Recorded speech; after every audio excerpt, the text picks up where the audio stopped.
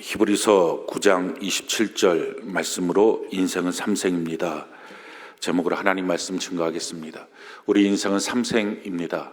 먼저 우리가 첫 번째 생을 어머니 뱃속에서 10달 동안 사지백체 이목구비 만들면서 있었습니다. 그리고 태어나서 지금 우리 두 번째 이 생을 우리가 다 같이 살고 있습니다. 그리고 우리가 죽게 되면 영원한 천국, 영원한 지옥, 이렇게 세 번째 삼생을 살게 됩니다. 우리가 이와 같이 인생을 살 때 어머니 뱃속에서의 첫 번째 1생과 2생을 우리가 살펴보면 지금 우리의 삶과 천국의 삶이 어떻게 이루어질 것인지를 유추해서 우리가 깨닫게 될 수 있습니다. 1생에서의 어머니 삶에서 10달 동안 만드는 것은 1생의 삶에서는 전혀 필요가 없는 것처럼 보이는 사지백체 이목구비, 그걸 만듭니다. 눈, 코, 입, 귀, 또 손과 발. 어머니 뱃속에서는 볼 것도 없고 들을 것도 없고 누구와 대화할 말도 필요 없는데 이런 것들을 거기서 만듭니다. 그 어머니 뱃속에서 만들지 않으면 우리가 태어나서는 만들 수가 없습니다. 두 번째는 어머니 뱃속에서 있는 것만 태어나서 우리가 사용하는 것이 됩니다. 어머니 뱃속에서 눈을 만들지 않으면 태어나서 눈을 만들 수 없고 손을 만들지 않으면 태어나서 손을 만들 수 없습니다. 어머니 뱃속에 있는 것이 지금 우리가 있는 것이고 어머니 뱃속에서 만들지 못한 것은 지금 우리가 갖고 있지 못한 것입니다. 또 한 가지는 어머니 뱃속에서 우리가 태어나는 과정을 그냥 태어난다 이렇게 보지만 사실은 어머니 뱃속의 관점에서 우리가 그 모습을 보게 된다면 그것은 죽는 것입니다. 삶의 터전인 자궁에서 생명줄이었던 탯줄이 끊어져서 삶의 터전인 자궁 밖으로 나오는 것입니다. 그건 죽는 거죠. 그런데 그 죽음은 죽음으로 끝이고 소멸이 아니라 새로운 차원의 삶의 모습으로 이어집니다. 그래서 진짜 사는 거다. 그래서 생일이라고 이름을 붙입니다.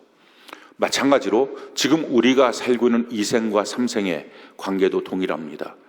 지금 우리가 만든 것, 그것만이 영원한 천국에서 사용할 수 있는 것입니다.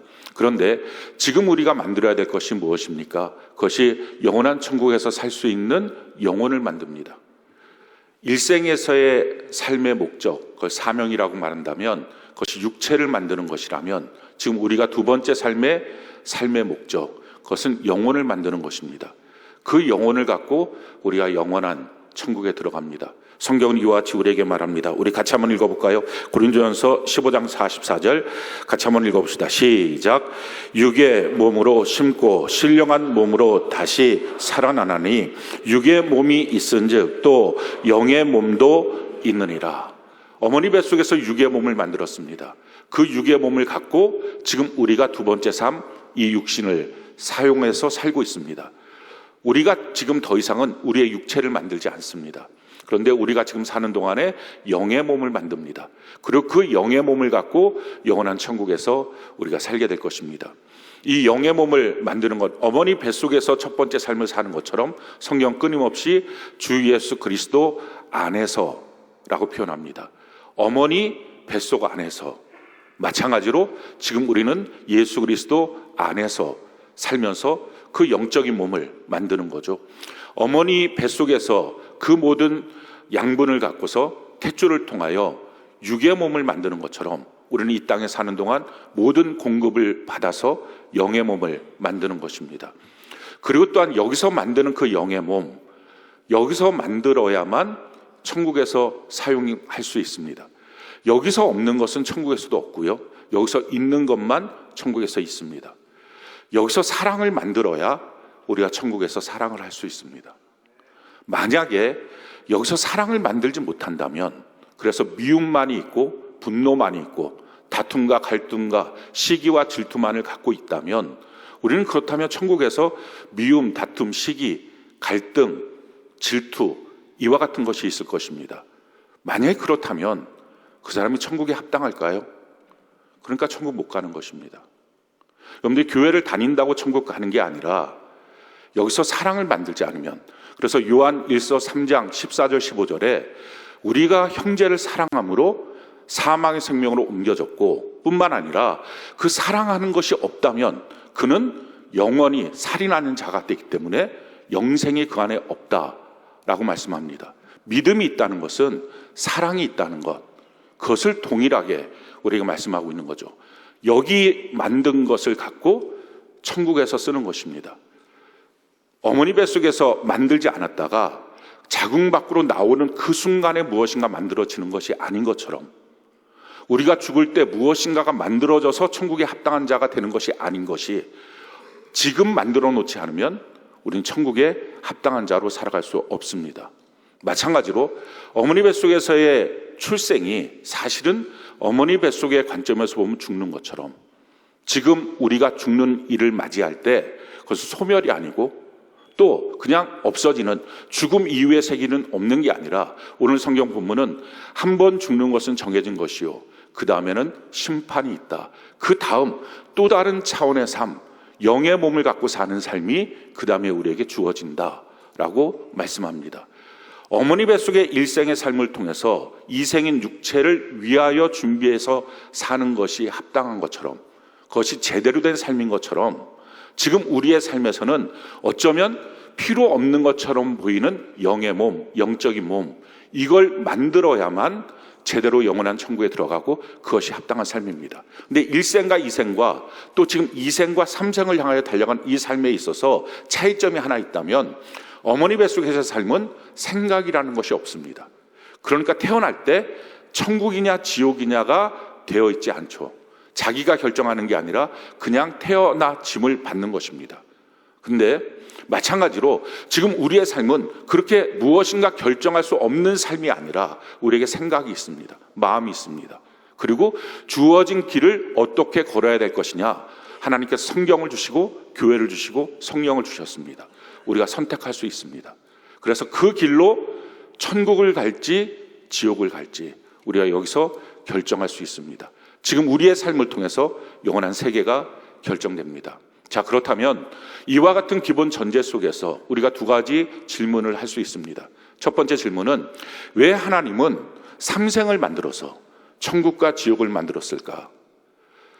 그것이 없다면 차라리 그냥 이 땅만 산다면 좋을 텐데 왜 천국과 지옥을 만드셨고, 특별히 왜 사랑의 하나님이라고 하시면서 왜 지옥은 만드셨을까? 다 천국 가게 하면 될 걸 왜 그렇게 복잡하게 만드셨을까? 살면서 너 지옥 갈 수 있어, 이런 위협하라고 만드셨을까? 그게 아닙니다. 천국과 지옥을 만든 것은 하나님의 사랑과 하나님의 공의입니다. 천국과 지옥이 있어서 그 천국에서 영원히 하나님과 살 수 있는 사랑의 하나님이 하나님의 백성들을 영원히 살도록 하시기 위해서 그 사랑의 표현으로 천국을 만드신 것입니다. 왜 지옥을 만들었습니까? 지옥은 사람들 보고 가라고 만든 것이 아닙니다. 원래 하나님의 의도는 사람 중에 단 한 명도 지옥 보내고 싶어서 만든 것이 아닙니다. 성경은 우리에게 이와 같이 말씀합니다. 마태복음 25장 34절 41절 우리 같이 한번 한 목소리 읽어봅시다. 시작. 그때 임금이 그 오른편에 있는 자들에게 이르시되, 내 아버지께 복 받을 자들이여, 나와 창세로부터 너희를 위하여 예비된 나라를 상속받으라. 또 왼편에 있는 자들에게 이르시되, 저주를 받은 자들아, 나를 떠나 마귀와 그 사자들을 위하여 예비된 영원한 불에 들어가라. 지금 뭐라고 말씀합니까? 하나님이 예비하신 그 영원한 천국, 그것은 사람들을 향하여 만드신 것입니다. 사람들을 사랑하기 때문에 영원히 그들과 함께하기 위해서 하나님의 사랑의 표현으로 만들어 주신 것, 사랑의 선물로 주신 것, 이게 천국입니다. 그리고 지옥은 하나님을 향하여 끊임없이 대적한 마귀와 그 졸개들, 그러니까 그 귀신들 보고 영원한 형벌에 들어가도록 위하여 만들어 놓으신 것, 그것이 바로 지옥입니다. 근데 불행한 것은 평생의 마귀의 종으로 살다가, 그 죄의 종으로 살다가 그 지옥에, 마귀가 가는 지옥에 끌려서 같이 가는 것입니다. 이것이 하나님의 가장 가슴 아픈 것입니다. 여기서부터 사람을 건져내어서 그를 천국 가게 하는 것, 이 건져내는 것, 이걸 구원이라고 말합니다. 그 구원을 위하여 하나님은 하나님의 아들을 보내주셨습니다. 그를 믿는 자는 영원히 멸망치 않고 영생을 얻는 구원을 얻게 됩니다. 자, 그렇다면 두 번째 질문. 첫 번째, 왜 천국과 지옥을 만드셨을까? 천국 가게 하려고 만드신 거예요. 근데 지옥 가는 사람이 천국 가는 사람보다 훨씬 더 많은 사람들이 지금 지옥을 가고 있다는 것입니다. 두 번째 질문, 그래서 필요한 것은 구원인데 지옥 가지 않고 천국 가게 하는 건데 그렇다면 구원이 뭐냐? 어떻게 우리는 구원을 받을 수 있겠느냐 하는 것입니다. 구원은 자격증 취득이 아니에요. 나 그냥 구원 받았어 하니까 어떤 자격증을 취득하는 것처럼 생각하는데, 구원에 대해서 성경은 영생이라고 말합니다. 영원한 생명, 그건 생명입니다. 그래서 태어나고 자라나고 완성되도록 자라나는 것입니다. 그래서 구원은 여정입니다. 먼저 구원이라고 하는 것은 태어남으로부터 시작합니다. 그 태어남은 성경은 거듭남이라고 말합니다. 우리가 육신을 갖고 태어났죠. 지금 두 번째 삶을 살고 있습니다. 여기서 한 번 더 태어나야 된다는 것, 거듭남, born again. 그것이 바로 하나님의 아들, 딸로 태어나는 것, 영으로 태어나는 것이라고 말합니다. 성경은 그 태어남을 이렇게 우리에게 소개하고 있습니다. 요한복음 3장 3절 5절 우리 같이 한번 목소리 읽어볼까요? 시작. 예수께서 대답하여 이르시되 진실로 진실로 내게 이르노니 사람이 거듭나지 아니하면 하나님의 나라를 볼 수 없느니라. 예수께서 대답하시되 진실로 진실로 내게 이르노니 사람이 물과 성령으로 나지 아니하면 하나님의 나라에 들어갈 수 없느니라. 거듭나지 않으면, 다시 태어나지 않으면, 육체로 한 번만 태어나는 사람은 하나님의 나라에 들어갈 수 없다. 그런 영원한 지옥에 들어갈 수밖에 없다라는 것입니다. 거듭나야 되는데, 거듭나는 것은 물과 성령으로 거듭난다 하는 것입니다. 성경은 성경이 해석합니다. 사람이 자기가 알아서 어떤 지혜를 갖고 해석하는 것이 아니라 성경은 성경이 해석합니다. 그렇다면 물이 무엇입니까? 성경 물에 대해서 우리에게 구체적으로 이와 같이 설명합니다. 베드로전서 3장 21절 같이 한번 한 목소리 읽어볼까요? 시작. 물은 예수 그리스도께서 부활하심으로 말미암아 이제 너희를 구원하는 표니 곧 침례라. 이는 육체의 더러운 것을 제하여 버림이 아니요 하나님을 향한 선한 양심의 강구니라. 물과 성령인데 여기서 물은 침례를 의미한다는 것입니다. 자, 그렇다면 침례의 영적인 의미가 무엇입니까? 로마서 6장 3절 4절 같이 한번 목소리 읽어봅시다. 시작.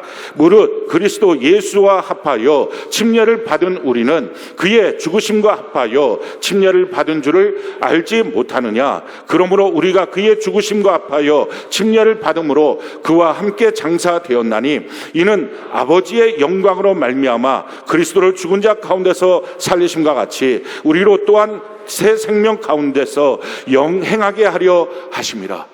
예수 그리스도 안에서 침례를 받는다는 것은 우리가 물에 잠겨서 죽는 것이고 내 안에 예수님이 살아 계신다. 이게 침례의 의미입니다. 내가 죽었고 내 안에 예수님이 살아 계십니다 라는 의미죠.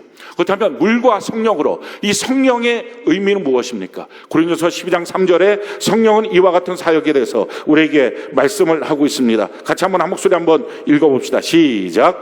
그러므로 내가 너희에게 알리노니 하나님의 영으로 말하는 자는 누구든지 예수를 저주할 자라 하지 않고 또 성령으로 아니하고는 누구든지 예수를 주시라 할 수 없느니라. 성령은 예수님을 주인이시다 라고 말하는 것입니다. 그러니까 물과 성령으로 라고 말하는 것은 물은 침례로 내가 죽었고 내 안에 예수님이 계십니다. 이게 침례고, 성령은 그 예수님이 단지 손님으로 또는 조언자로 또는 격려자로 계시는 게 아니라 내 안에 주인으로 계십니다. 이게 성령입니다. 그러니까 나는 죽었고 내 안에 예수님이 주인으로 계십니다. 이게 거듭남이에요. 그래서 성경은 우리에게 이 거듭남의 고백에 대해서 이것이 구원의 사건이다 라고 말씀하죠. 로마서 10장 9절로 10절 같이 한번 목소리 읽어볼까요? 시작.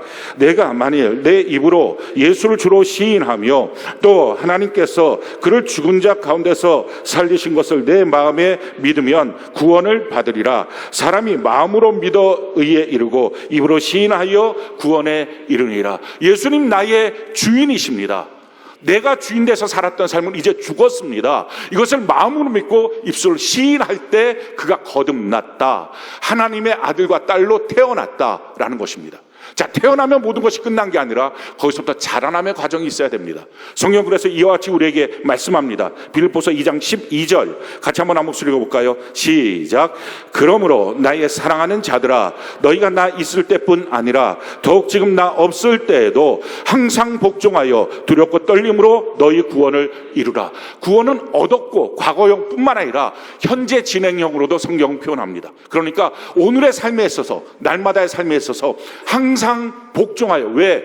예수님이 주인이시니까. 그 말은 결국 내가 예수님의 노예이니까 내 맘대로 내가 스스로 내 소견에 옳은 대로 판단하고 행하는 게 아니라 주인 되신 예수님 앞에 항상 복종하여 두렵고 떨림으로 조심조심 오늘도 구원을 이루어가는 삶을 살아야 한다. 이게 자라남입니다. 예수님이 주인이신다면, 그렇다면 우리의 삶에서, 내 삶의 모든 영역에서 예수님의 주인 되심을 고백하며 사는 것입니다. 그렇게 이루며 사는 것입니다. 내 시간의 영역에서 나는 과연 스케줄을 짤 때 예수님의 주인 되심을 인정하며 스케줄을 짜는가, 아니면 내 이익대로 세상의 풍조대로 짜고 있는가, 정말 예수님이 나의 주인이신가, 우리가 점검해 봐야 합니다. 내 물질의 영역에서 나는 돈을 쓸 때 예수님의 주인 되심을 인정하고 그 주인 되심 앞에 주님의 허락을 받아서 돈을 쓰고 있는가, 내 관계의 영역에서 내가 사람들을 만날 때 예수님이 주인 되심을 인정하고 정말 주인의 뜻에 따라서 주인의 기쁨대로 사람들을 만나고 있는가, 내 인생과 내 성공과 내 육체를 사용할 때 예수님의 주인 되심을 인정하고 그분의 뜻에 맞추어 살고 있는가, 내 삶의 모든 영역에서 예수님의 주인 되심을 이루며 살고 있는가, 날마다 주의 뜻에 복종하며 두렵고 떨림으로 나의 삶을 이루어가는 것입니다. 그 기준은 내 스스로의 생각이 기준이 아니라 하나님의 말씀이 기준입니다. 왜냐하면 마지막 날 심판받을 때 우리가 옳은 소견대로 심판을 받는 게 아니라 하나님의 말씀대로 우리를 심판하시기 때문에 그렇습니다. 성경은 우리에게 이와 같이 말합니다. 요한복음 12장 48절 같이 한번 한 목소리 읽어볼까요? 시작. 나를 저버리고 내 말을 받지 아니하는 자를 심판할 이가 있으니 곧 내가 한 그 말이 마지막 날에 그를 심판하리라. 예수님의 말씀, 하나님의 성경이 마지막 그 성경의 기준대로 우리를 심판할 것입니다. 성경대로 사는 것, 그것이 그리스도인입니다. 성경대로 살지 못한다면 그의 생명은 전혀 하나님과 상관이 없는 것입니다. 자, 세 번째, 우리가 장성해야 되죠. 완성되는 모습까지 나아가야 될 것입니다. 자, 마지막 때의 모습을, 주님 오실 때의 모습을 우리에게 성경은 이와 같이 소개하고 있습니다. 마태복음 24장 9절로 13절 같이 한번 한 목소리 읽어볼까요? 시작. 그때 사람들이 너희를 환난에 넘겨주겠으며 너희를 죽이리니 너희가 내 이름 때문에 모든 민족에게 미움을 받으리라. 그때 많은 사람이 실족하게 되어 서로 잡아주고 서로 미워하겠으며 거짓 선지자가 많이 일어나 많은 사람을 미혹하겠으며 불법이 성함으로 많은 사람의 사랑이 식어지리라. 그러나 끝까지 견디는 자는 구원을 얻으리라. 이 말씀에 대해서 사람들이 잘 이해하지 못했습니다. 그런데 우리는 이 말씀이 이루어지는 것들을 다 경험했습니다. 코로나 시대가 오면서 느닷없이 그 코로나 때문에 교회가 문제라는 것입니다. 예수 믿는 게 문제라는 것입니다. 교회에서 흩어지라는 것입니다. 성전에 모이지 말라는 것입니다. 모든 사람들이 교회 다닌다는 이유로 지탄합니다. 전도 안 하는 이유로 지탄하고 있습니다. 그 일들을 우리가 경험했습니다. 많은 사람들이 예수를 믿는다는 이유로 모든 민족에게 미움을 당할 것이다. 그때 많은 사람들이 실족한다. 지금 실질적으로 우리나라에 약 3분의 1 정도, 아니 더 정확하게 말하면 5분의 2 이상이 교회를 떠났습니다. 떠나지 않고 교회를 나오고 있다는 사람들조차도 이제는 예배를 드리지 않습니다. 집에서 혼자 인터넷으로 자기 혼자의 예배들로 취해 있습니다. 많은 사람들이 실족하여 떠나가고, 뿐만 아니라 그런 이유들이 충분히 있죠. 서로 불법을 행하고 거짓 선지자들이 많이 일어나고, 그러면서 과연 이래도 되겠는가? 교회가 이렇게 썩었는가? 나는 교회 다니기 싫어. 예수는 믿지만 교회는 싫어. 이와 같은 말들을 많이 합니다. 근데 성경 분명히 말합니다. 세상 사람처럼, 구원받지 못한 사람처럼 함부로 교회를 향하여 이렇다 저렇다 말하는 자가 되지 말고 끝까지 견디는 자가 되라. 주의 말씀 앞에 견고하게 온전히 서 있어야 된다. 그가 구원을 받을 것이다. 미래형으로 설명합니다. 구원은 얻었고 구원을 지금 이루어가고 있고 마지막 구원을 얻게 될 것입니다. 그래서 이 말씀의 근거에서 우리 안에 던져야 될 질문이 이것입니다. 첫째, 여러분 거듭나셨습니까? 자기 자신에게 질문해 보세요. 난 과연 거듭났는가? 예수님이 나의 진실한 주인이신가?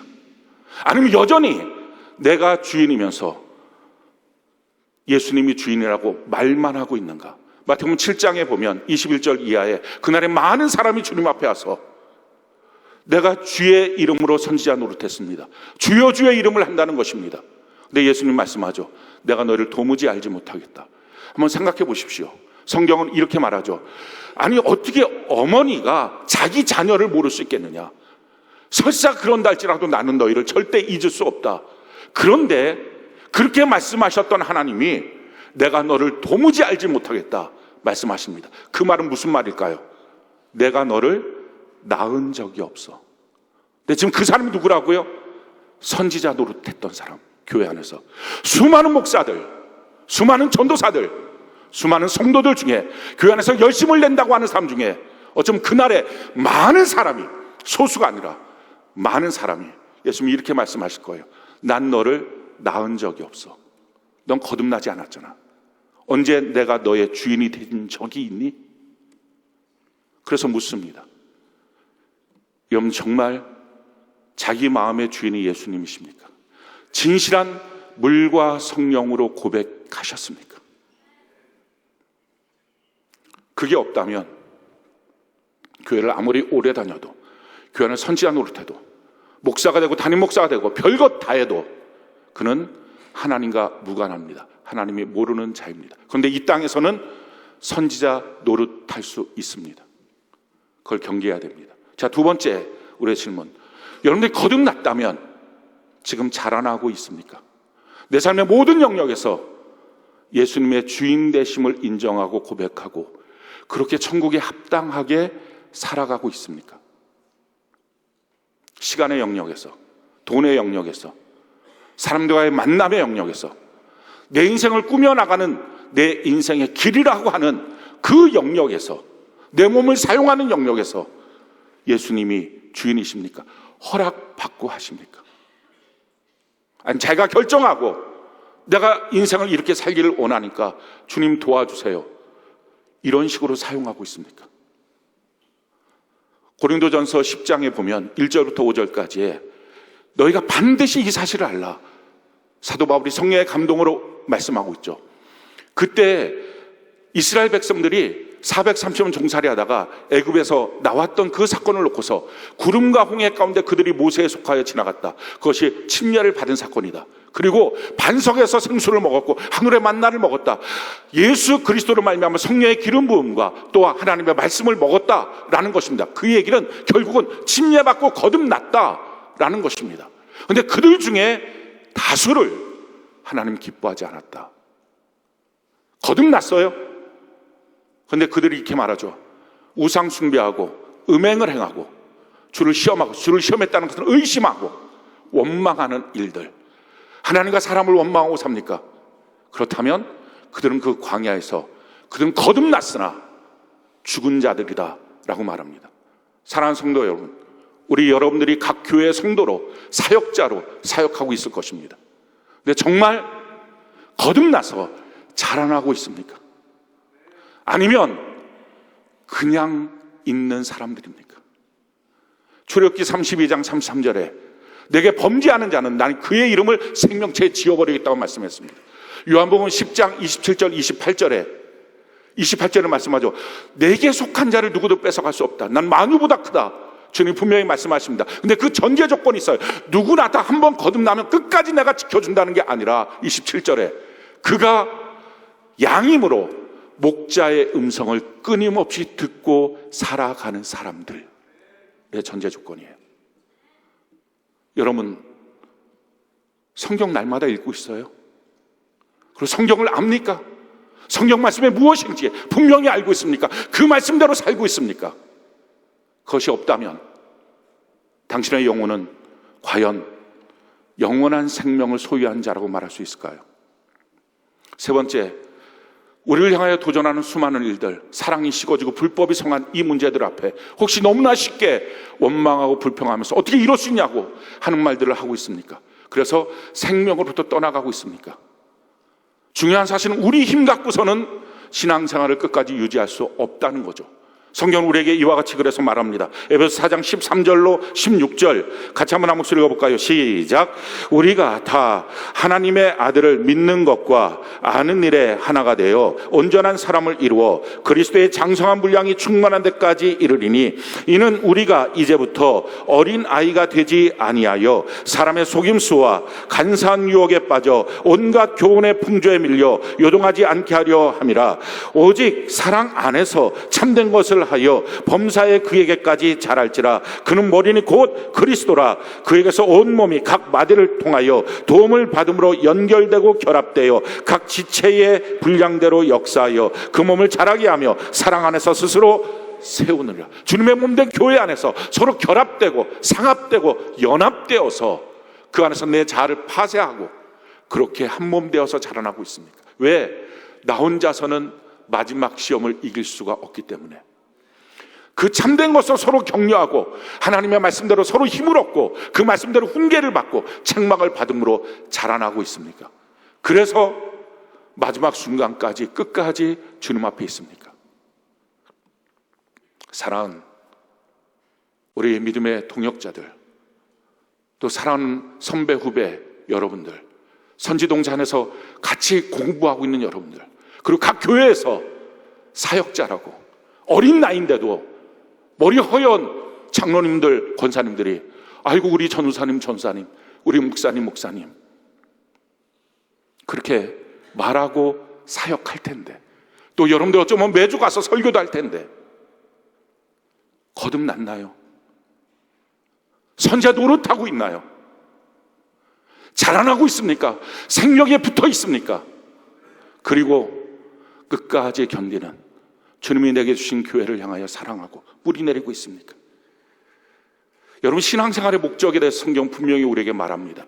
성경이 이와 같이 말하죠. 베드로전서 1장 9절 같이 한번 한 목소리 읽어볼까요? 시작. 믿음의 결국 곧 영혼의 구원을 받음이라. 믿음의 결국, 신앙생활의 결국, 신앙생활의 목적, 그것은 영혼의 구원입니다. 우리의 신앙생활 전체가 사람들에게 인기 있고 사람들이 좋다고 말하고 당신 최고라고 말해도 그가 구원을 받지 못한다면 아무짝에 쓸모가 없는 것처럼, 마찬가지로 교회의 목적은 무엇입니까? 영혼을 구원하는 것이 목적입니다. 세상 그 어디에도 구원을 위하여 하나님이 세우신 곳은 단 하나도 없습니다. 오직 교회입니다. 근데 교회가 친절한 교회, 사랑 많은 교회, 깨끗한 교회 다 좋습니다. 그러나 한 영혼도 구원시키지 못한다면 그건 종교적 쓰레기일 뿐입니다. 교회가 과연 종교적 클럽이 아니라 영혼을 살리고 있는지. 교회는 건물이 아니잖아요. 한 사람 한 사람의 예수 그리스도 안에서 몸된 것이 교회잖아요. 그렇다면 교회의 구성원인 여러분들은 사람을 살리는 자, 구원시키는 자, 구원을 알고 구원을 향하여 달려가고 구원을 권면하고 있습니까? 이 시간 우리 다 같이 눈을 감고 우리 묵상하며 한 1분 정도 기도하는 시간 갖기를 바랍니다.